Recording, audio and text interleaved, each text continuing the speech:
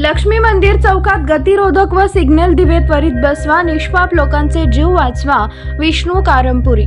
प्रधानमंत्री राष्ट्रीय महामार्ग योजनेअंतर्गत तयार झालेल्या सोलापूर ते अक्कलकोट महामार्गावर गांधीनगर, जुना अक्कलकोट नाकापासून सोलापूर व यशवंत सूत मिल पर्यंत उड्डाणपूल बांधण्यात आले. या उड्डाणपुलामुळे आणि 6 पदरी रस्त्यामुळे जड वाहतूक, प्रवासी वाहतूक, एसटी बस, दुचाकी वाहने हे अति वेगाने शहरात वाहतूक करतात. यामध्ये ब्रिज संपला सोलापूरच्या येणाऱ्या रस्त्याच्या उजव्या बाजूला कामगार व कारखानदार यांची लोकवस्ती आहे. डाव्या बाजूला शाळा, कॉलेज, 7 ते 8 लोकवस्ती, विडी, यंत्रमाग कारखाने अशा अनेक प्रकारची लोकवस्ती व संस्था आहेत. त्यामुळे वाहतूक व पादचाऱ्यांची मोठी रेलचेल आहे. सदर रस्ता उद्घाटन झाल्यापासून असंख्य अपघात होऊन अनेक निष्पाप लोकांना जीव गमवावा लागला.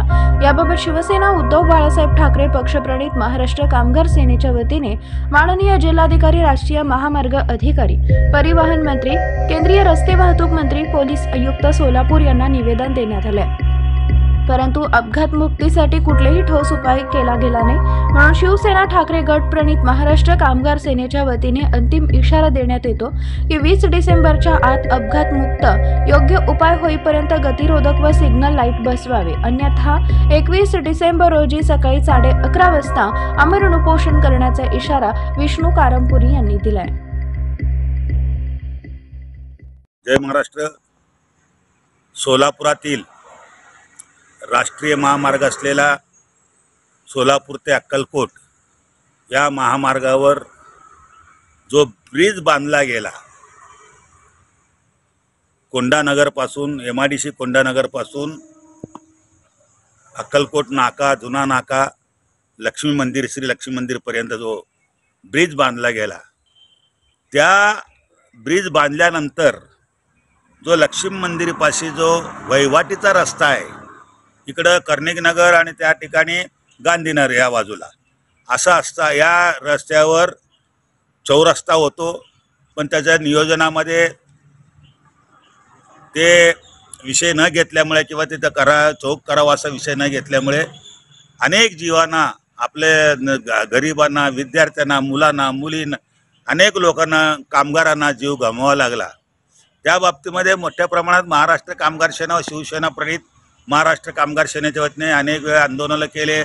पोलीस आयुक्तांना भेटलं, राष्ट्रीय महामार्ग अधिकारी कदम साहेब, पांडे साहेबांना भेटून या बाबतीत लवकर तुम्ही काहीतरी व्यवस्था करा, ब्रिज बांधा किंवा अंडरग्राऊंड पूल बनवा, अशा प्रकारचं आम्ही या ठिकाणी मागणी केली होती.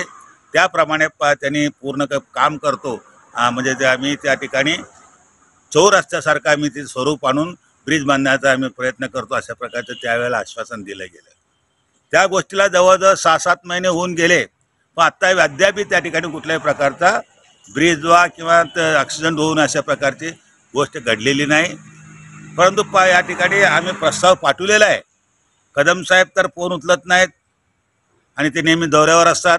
पांडे साहेब फोन उचललेत, येमूल साहेब फोन उचललेत. त्यांनी म्हणलं आम्ही त्याच कामासाठी आलेलो आहे. मी म्हणतो की आपण ब्रिज मंजुरी होऊ न येईपर्यंत तरी आम्हाला वाचवा. एक तर ब्रिज बांधण्या अगोदर बॅरिगेट लागले होते.